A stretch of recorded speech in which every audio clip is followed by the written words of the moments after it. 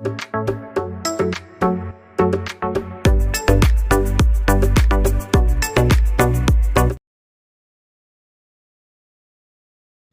Morning all, ഏവർക്കും study Nifty മലയാളത്തിന്റെ daily market ന്യൂസിലേക്ക് സ്വാഗതം. ഇന്ന് മെയ് 31 വെള്ളിയാഴ്ചയാണ്. ഇന്നലെ ക്ലോസ് ചെയ്ത യുഎസിലെ 3 മാർക്കറ്റുകളും ഇടിവിൽ തന്നെയായിരുന്നു. നാസ്ഡാക്ക് ആണ് വലിയ നഷ്ടം രേഖപ്പെടുത്തിയത്, 1% മുകളിൽ ഇടിഞ്ഞു. ഇപ്പോൾ ട്രേഡിംഗ് ആരംഭിച്ച യുഎസ് മാർക്കറ്റിന്റെ ഫ്യൂച്ചേഴ്സും ഇടിവിൽ തന്നെയാണ്.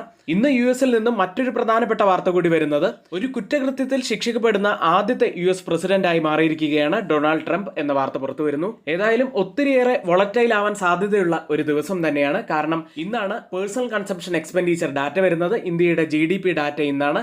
നാളെയാണ് എക്സിറ്റ് പോൾ റിസൾട്ടുകൾ വരുന്നത്.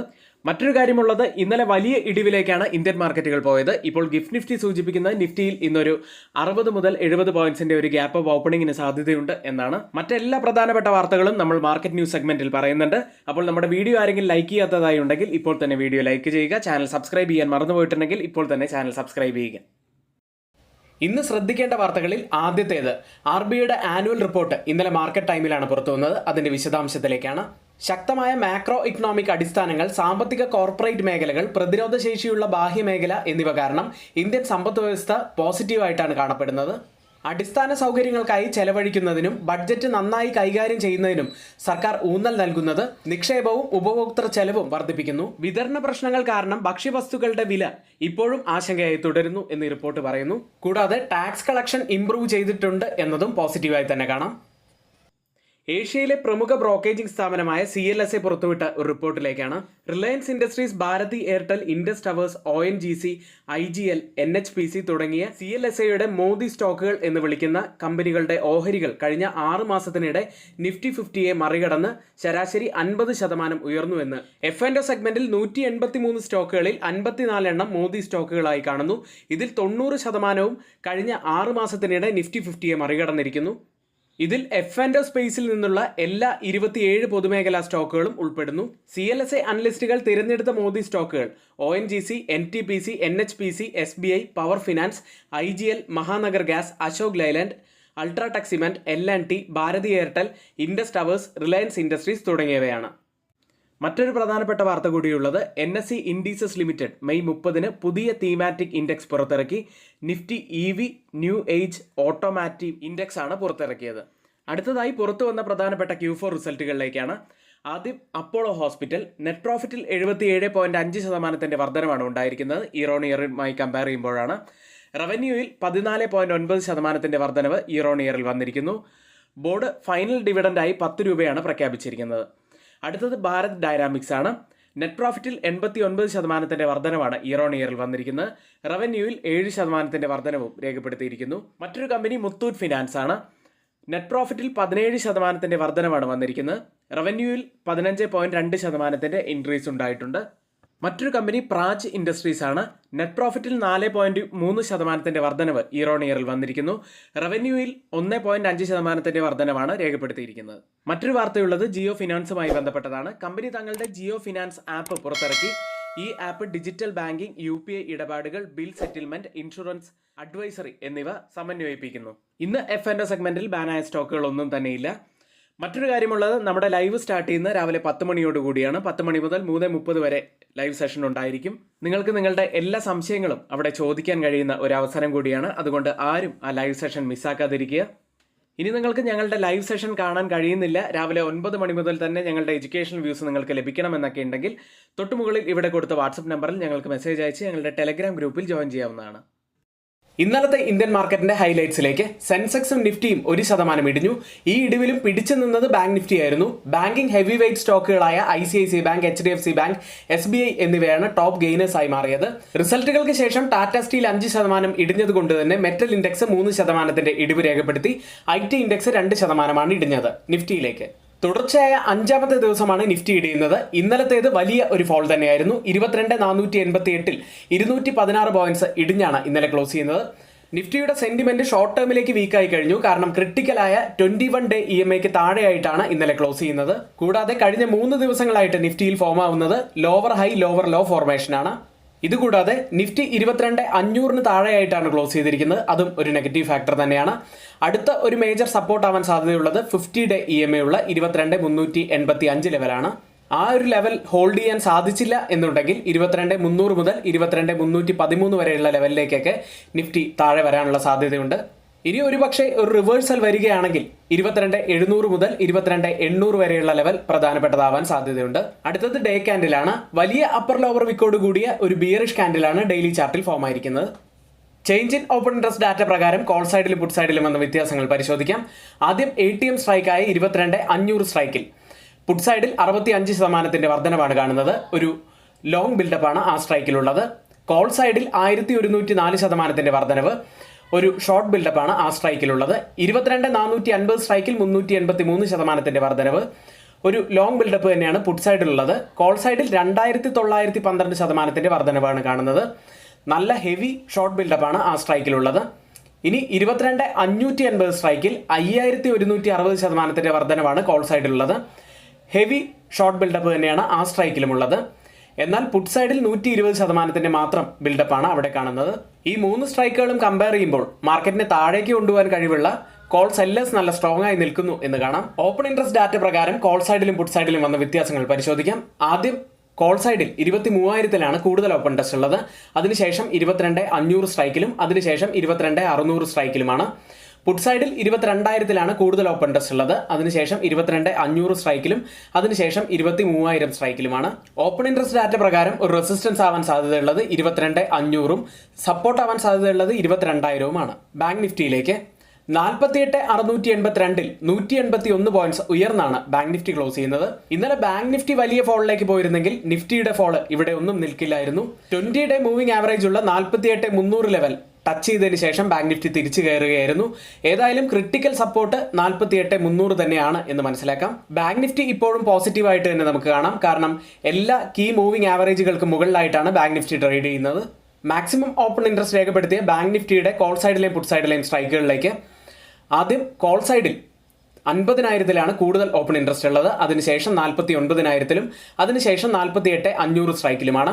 പുട്ട് സൈഡിൽ 48,500 കൂടുതൽ ഓപ്പൺ ഇൻട്രസ്റ്റ് ഉള്ളത്. അതിനുശേഷം 49,000 അതിനുശേഷം 48,000 സ്ട്രൈക്കിലുമാണ്. ഓപ്പൺ ഇൻട്രസ്റ്റ് ഡാറ്റ പ്രകാരം ഒരു റെസിസ്റ്റൻസ് ആവാൻ സാധ്യതയുള്ളത് 49,000ഉം സപ്പോർട്ട് ആവാൻ സാധ്യതയുള്ളത് 48,500ഉമാണ്. ഇന്ത്യ വിക്സിലേക്ക് ഒരു മ്യൂട്ടഡ് അവസ്ഥയിലാണ് ഇന്ത്യ വിക്സ് ഇന്നലെ ക്ലോസ് ചെയ്യുന്നത്. 24.18 എന്ന നിലയിലാണ് ഇന്നലെ ക്ലോസ് ചെയ്തത്. എഡ്യൂക്കേഷൻ പർപ്പസിന് വേണ്ടി ഷെയർ ചെയ്യുന്ന F&O സ്റ്റോക്കുകളുടെയും സ്വിംഗ് സ്റ്റോക്കുകളുടെയും പെർഫോമൻസ് അനാലിസിസിലേക്കാണ്. ആദ്യം നമ്മുടെ ടാർഗറ്റ് ഹിറ്റ് ചെയ്ത സ്റ്റോക്കുകൾ. ആദ്യത്തേത് EID പാരിയാണ്. 2 ദിവസം കൊണ്ട് നമുക്ക് 4.8% സ്റ്റോക്കിൽ നിന്ന് നമുക്ക് പ്രോഫിറ്റ് കിട്ടിയത്. മെയ് 29-ന് 669 എൻട്രി എടുത്തു. 703 വരെ അപ്പായി. മറ്റൊരു സ്റ്റോക്ക് ഗ്രിൻവെൽ ആയിരുന്നു. മെയ് 29-ന് തന്നെയാണ് എൻട്രി എടുക്കുന്നത്. 2,495 2,777 വരെയാണ് അപ്പായത്. 10% മുകളിൽ നമുക്ക് പ്രോഫിറ്റായി ഈ സ്റ്റോക്കിൽ നിന്ന് ലഭിച്ചു. മറ്റ് സ്റ്റോക്കുകൾ ഇൻട്രാഡേയിൽ നല്ല പ്രോഫിറ്റിലേക്ക് വന്ന സ്റ്റോക്കുകളാണ്. ലിൻഡെ ഇന്ത്യ 8,954 എൻട്രി എടുക്കുന്നത്. 9,249 വരെയാണ് അപ്പായത്. 3.1% നമുക്ക് പ്രോഫിറ്റായി ലഭിക്കുകയും ചെയ്തു. മറ്റൊരു സ്റ്റോക്ക് RHI മാഗ്നസ്റ്റിയ ഇന്ത്യയാണ്. 704 എൻട്രി എടുക്കുന്നത്. 755 വരെയാണ് അപ്പായത്. 6.7% നമുക്ക് പ്രോഫിറ്റായി ലഭിച്ചു. മറ്റൊരു സ്റ്റോക്ക് ഇമാമി ലിമിറ്റഡ് ആയിരുന്നു. ഇൻട്രാഡേയിൽ 599 എൻട്രി എടുത്തു. 619 വരെയാണ് അപ്പായത്. 6.5% സ്റ്റോക്കിൽ നിന്ന് നമുക്ക് പ്രോഫിറ്റായി ലഭിച്ചു. നിരവധി സ്റ്റോക്കുകൾ നമ്മുടെ ടാർഗറ്റ് ഹിറ്റ് ചെയ്യുന്നുണ്ട്. അത്തരത്തിൽ കുറച്ച് സ്റ്റോക്കുകളുടെ ഡീറ്റെയിൽസ് ആണ് ഇവിടെ പറഞ്ഞത്. ഇനി നമ്മുടെ ഗ്രൂപ്പിൽ ആർക്കെങ്കിലും ജോയിൻ ചെയ്യാൻ താല്പര്യമുണ്ടെങ്കിൽ തൊട്ടുമുകളിൽ ഇവിടെ കൊടുത്ത വാട്സപ്പ് നമ്പറിൽ ഞങ്ങൾക്ക് മെസ്സേജ് അയച്ച് ഞങ്ങളുടെ ടെലഗ്രാം ഗ്രൂപ്പിൽ ജോയിൻ ചെയ്യാവുന്നതാണ്. ഇന്ന് നമ്മൾ പറയുന്ന സ്വിംഗ് സ്റ്റോക്ക് ക്യാപ്സ്റ്റൺ ആണ്. ഇപ്പോഴത്തെ കറന്റ് മാർക്കറ്റ് പ്രൈസ് 338.25 ആണ്. ഫസ്റ്റ് ടാർഗറ്റായി ഫിക്സ് ചെയ്യുന്നത് 360ഉം സെക്കൻഡ് ടാർഗറ്റ് 380ഉമാണ്. നിങ്ങളുടെ ഇൻവെസ്റ്റ്മെന്റിന്റെ 10 മുതൽ 15% വരെ നിങ്ങൾക്ക് സ്റ്റോപ്പ് ലോസ് ആയി വെക്കാവുന്നതാണ്. ഇത് നിങ്ങളുടെ എഡ്യൂക്കേഷണൽ പർപ്പസിന് വേണ്ടി മാത്രമാണ് ഷെയർ ചെയ്യുന്നത്. ഈ സ്റ്റോക്കിന്റെ ഫണ്ടമെന്റൽസും ടെക്നിക്കൽസും ഒക്കെ പഠിച്ചതിന് ശേഷം നിങ്ങൾക്ക് ഇതിൽ ട്രേഡ് എടുക്കാവുന്നതുമാണ്. ഗ്ലോബൽ മാർക്കറ്റ് സെഗ്മെന്റിൽ ആദ്യം FIDE ആക്ടിവിറ്റിയാണ്. FIS വീണ്ടും സെല്ലിംഗ് മോഡിൽ തന്നെയാണ്. 3,050 കോടി രൂപയ്ക്കാണ് ഇന്നലെ സെല്ല് ചെയ്തത്. DIS ആവട്ടെ 3,432 കോടി രൂപയ്ക്ക് ബൈ ചെയ്തു. കഴിഞ്ഞ കുറച്ച് ദിവസങ്ങളായി FIS സെല്ലിംഗ് കുറച്ച് ബൈയിങ്ങിലേക്കൊക്കെ തിരികെ വന്ന ഒരു കാഴ്ച നമ്മൾ കണ്ടതാണ്. എന്നാൽ വീണ്ടും അവർ സെല്ലിംഗ് മോഡിൽ തന്നെ തിരികെ എത്തിയിരിക്കുന്നു. US മാർക്കറ്റിലേക്ക് നിരാശാജനകമായ സെയിൽസ് ഫോർകാസ്റ്റിന് ശേഷം സ്റ്റോക്ക് 19% ഇടിഞ്ഞു. അതുകൊണ്ട് തന്നെ നാസ്ഡാക്ക് 1% കൂടുതൽ ഇന്നലെ ഇടിയുകയുണ്ടായി. ടെക്നോളജി സ്റ്റോക്കുകൾ ഇന്നലെ വലിയ ഇടിവിലേക്കാണ് പോയത്. ജോബ്ലെസ് ക്ലെയിംസ് പ്രതീക്ഷിച്ചതിലും ഉയർന്നതായി റിപ്പോർട്ട് കാണിച്ചു. കൊമേഴ്സ് ഡിപ്പാർട്ട്മെന്റ് റിപ്പോർട്ട് പ്രകാരം ആദ്യ പാദത്തിൽ മുൻപ് പ്രതീക്ഷിച്ചതിലും മന്ദഗതിയിലാണ് സമ്പദ് വ്യവസ്ഥ വളരുന്നതെന്ന് കാണുന്നു. ഇന്നലെ ക്ലോസ് ചെയ്ത 3 US മാർക്കറ്റുകളും ഇടിവിൽ തന്നെയായിരുന്നു. ഡൗ ജോൺസ് 0.86% ഇടിഞ്ഞത്. S&P 500 0.60%, നാസ്ഡാക്ക് 1.08% ഇടിഞ്ഞു. S&P 500-ലെ ടെക്നോളജി സെക്ടർ 2.5% ഇടിഞ്ഞു. Communication services 1.1% ഇടിഞ്ഞത്. ഇതോടെ S&P 500-ഉം നാസ്ഡാക്കും തുടർച്ചയായ 5ാമത്തെ ആഴ്ചയും പോസിറ്റീവിൽ ക്ലോസ് ചെയ്യാൻ ഒരുങ്ങുകയാണ്. എന്നാൽ ട്രഷറി ഈൽഡുകൾ ഉയർന്നതോടെ ഡൗ ജോൺസ് തുടർച്ചയായ 2ാമത്തെ ആഴ്ചയും നഷ്ടത്തിൽ ക്ലോസ് ചെയ്യാനും ഒരുങ്ങുകയാണ്. ഇനി ഏറ്റവും പ്രധാനപ്പെട്ട പേഴ്സണൽ കൺസംഷൻ എക്സ്പെൻഡിച്ചർ ഡാറ്റ വെള്ളിയാഴ്ചയാണ് പുറത്തുവരുന്നത്. എക്കണോമിസ്റ്റുകൾ പോൾ ചെയ്ത് 2.7% ഇയർ ഓൺ ഇയറിൽ ഇൻക്രീസ് ആണ് കോർ PCE പ്രതീക്ഷിക്കുന്നത്. മാർച്ച് മാസത്തിൽ അത് 2.8% ആയിരുന്നു. US ലിസ്റ്റ് ചെയ്ത ഇന്ത്യൻ കമ്പനികളുടെ പ്രകടനത്തിലേക്കാണ്. ആദ്യം ഇൻഫോസിസ് 0.94% ഇടിഞ്ഞത്. ടെക്സൈഡിൽ വിപ്രോ ഇന്നലെ വലിയ ഇടിവിലേക്കാണ് പോയത്. 2.68% ഇടിഞ്ഞു. ICICI ബാങ്ക് 1% മുകളിൽ നേട്ടത്തിൽ ക്ലോസ് ചെയ്തു. HDFC ബാങ്ക് 0.38% ഉയർന്നത്. ഡോക്ടർ റെഡ്ഡി 0.95% ഉയരുകയും ചെയ്തു. ഇപ്പോൾ ട്രേഡിംഗ് ആരംഭിച്ച US മാർക്കറ്റിന്റെ ഫ്യൂച്ചേഴ്സ്. ഡൗ ജോൺസ് 0.03% ഇടിവിൽ, S&P 500 0.13% ഇടിവിലും, നാസ്ഡാക്ക് 0.34% ഇടിവിലുമാണ് ഇപ്പോൾ ട്രേഡ് ചെയ്യുന്നത്.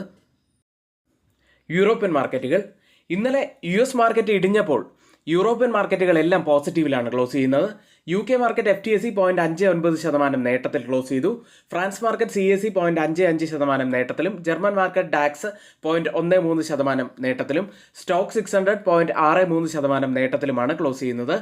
ടെലികോം സ്റ്റോക്കുകൾ 1.6% ഉയർന്നത്. യൂറോപ്യൻ സെൻട്രൽ ബാങ്ക് എത്ര തവണ റേറ്റ് കട്ടിലേക്ക് പോകും എന്നാണ് ഇൻവെസ്റ്റേഴ്സ് ഉറ്റുനോക്കുന്നത്. ആദ്യ റേറ്റ് കട്ട് ജൂണിലാണ് പ്രതീക്ഷിക്കുന്നത്. ഇപ്പോൾ ട്രേഡിംഗ് ആരംഭിച്ച യൂറോപ്യൻ മാർക്കറ്റിന്റെ ഫ്യൂച്ചേഴ്സ്. ഡാക്സ് 0.04% ഇടിവിൽ, CAC 0.12% ഇടിവിലും, FTSE 0.10% ഇടിവിലും ട്രേഡ് ചെയ്യുന്നു. ഏഷ്യൻ മാർക്കറ്റിലേക്ക്. ജപ്പാന്റെ ഇൻഡസ്ട്രിയൽ ഔട്ട്പുട്ട് ഫിഗേഴ്സ് ഏപ്രിൽ മാസത്തിൽ 0.1% ഇടിഞ്ഞു. മറ്റൊരു ഡാറ്റ കൂടി ഇന്നലെ ജപ്പാനിൽ നിന്നും വന്നത് കോർ ഇൻഫ്ലേഷൻ ജപ്പാൻസ് ക്യാപിറ്റൽ ടോക്കിയോ ആയിരുന്നു. മെയ് മാസത്തിൽ 1.9% ഉയർന്നു.